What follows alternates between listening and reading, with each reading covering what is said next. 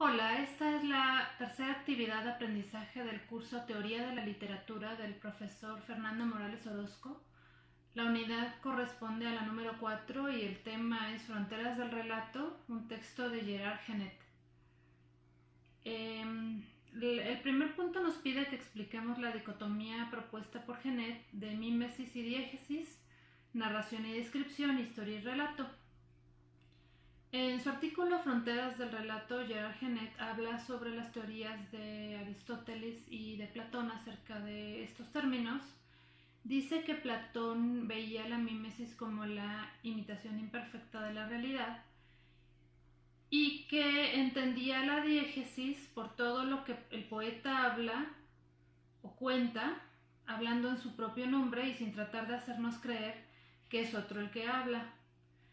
Por su parte, Aristóteles dice que la diégesis es la imitación, la diégesis y la mímesis interactúan, que la mímesis es la imitación de la realidad y que la diégesis es el relato, y que aparte la diégesis no solo es uno de los modos de imitar la realidad, sino que además es la representación directa de los acontecimientos hechos por actores que hablan o actúan ante un público.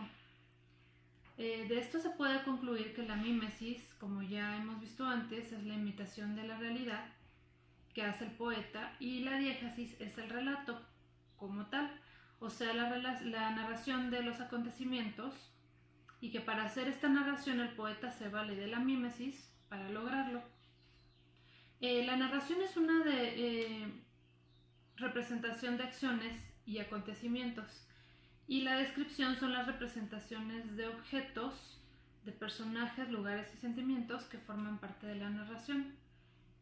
El autor habla aquí de que la interacción que tiene la narración y la descripción, y de que es muy difícil separarlas debido a que si las tuviéramos independientemente, la narración solita y la descripción solita, pues no tendría mucho sentido dentro del texto.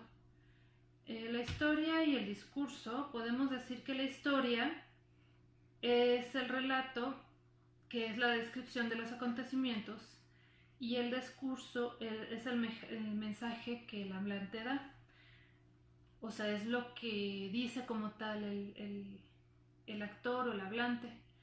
La diferencia es que en el discurso alguien habla y su significación es el acto mismo de hablar, y es el foco de la significación más importante del acto.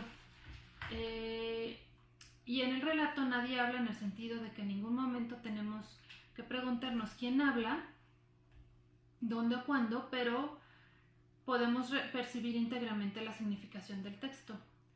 Sin embargo, se debe agregar que estas características del relato y del discurso casi siempre se interrelacionan, es decir, casi siempre hay una cierta proporción del relato en el discurso y cierta dosis del discurso en el relato. Por ejemplo, ¿cuál sería la dosis del discurso en el relato? Pues muy fácil, sería el diálogo. ¿Y por qué sería el diálogo? Pues porque es precisamente quien, en la forma de decirla, sabemos que un personaje está hablando, sabemos quién es ese personaje y podemos verlo directamente decir lo que está diciendo.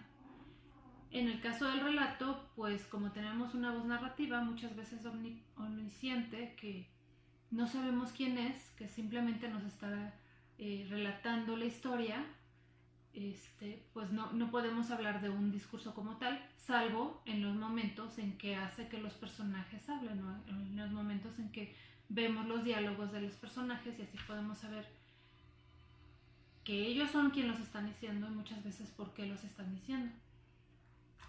El punto número 2 pide que a partir de la función explicativa y simbólica de la descripción mencionemos la descripción de algún personaje en la novela o relato que nosotros hayamos escogido. Para esto yo escogí un microrelato de Edmundo Valadez que se llama ¿Por qué? Y dice: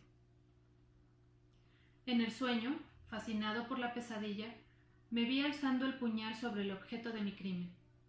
Un instante, el único instante que podría cambiar mi designio y con él mi destino, y el de otro ser, mi libertad y su muerte, su vida o mi esclavitud. La pesadilla se frustró y estuve despierto. Al verme alzando el puñal sobre el objeto de mi crimen, comprendí que no era un sueño volver a decidir entre su vida o mi libertad, entre su muerte o mi esclavitud. Cerré los ojos y asesté el golpe. ¿Preso por un crimen? ¿Soy preso por un crimen o víctima de un sueño?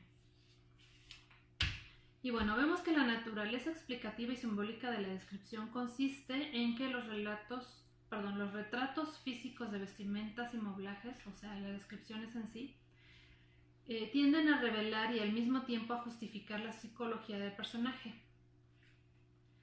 de los cuales son a la vez signo, causa y efecto, es decir, la descripción le da significación a los personajes.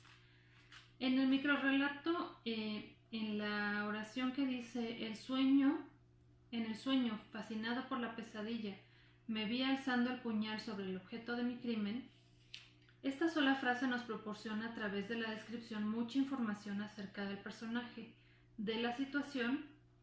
Por un lado, se puede saber que la situación no es real, sino un sueño, o que el personaje estaba soñando y despertó, o que está confundido y que realmente no sabe si es sueño o realidad.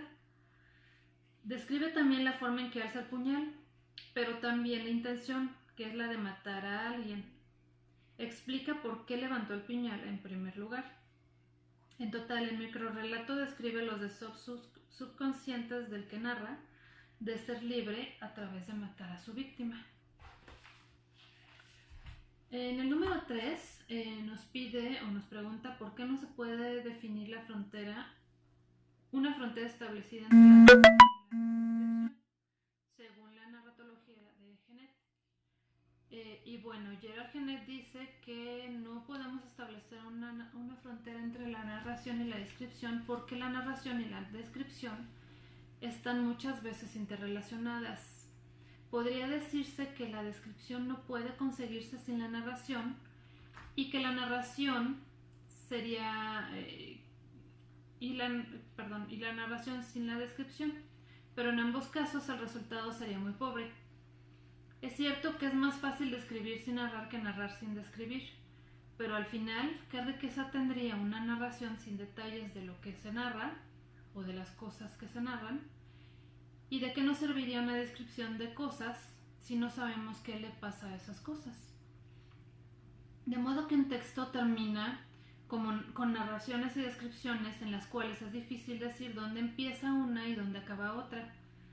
Así, en el fragmento del microrrelato del ejemplo anterior que dice: al verme alzando el puñal sobre el objeto de mi crimen, comprendí que no era un sueño volver a decidir entre su vida o mi libertad, entre su muerte o mi esclavitud. Aquí es difícil decir que parte de ella es descripción y que parte de ella es narración, pues aunque todo parece una narración, está dotado de muchos elementos descriptivos. Por ejemplo, la frase asesté el golpe nos dice no solo que dio un golpe, sino la fuerza con que lo dio, la intención con que la dio, que fue de matar a su víctima, el motivo por el que lo dio, que fue sentirse libre. Y bueno, en fin, en realidad aquí el microrrelato pues no nos da una lista de características del personaje, no nos describe el personaje como tal, no nos dice su fisonomía, no nos dice su carácter, no nos describe su temperamento, pero dentro de la narración nos da ciertos elementos para saber cómo es, que es un asesino o alguien que sueña que es un asesino. Nos dice que está confundido, que no sabe si está soñando o si está despierto. Nos dice que se siente esclavo de otro y que siente que la única manera de librarse de ese otro o de obtener su libertad es de matando al otro. Nos dice incluso la forma en la que mató, ¿no? O la forma en la que apuñaló, que cerré los ojos y asesté el golpe, o sea, ni siquiera vio cuando lo mató, ojalá sí lo hubiera matado. Y bueno, en fin, toda la narración como tal nos da elementos descriptivos. ¿Cómo podemos separarlos? pues es muy difícil. No puedo decir aquí en el texto, esta parte es narración y esta parte es descripción, porque en mi opinión la narración está metida entre las líneas de la descripción está metida entre las líneas de la narración. Y bueno, pues eso sería todo. Muchas gracias. Y hasta la próxima.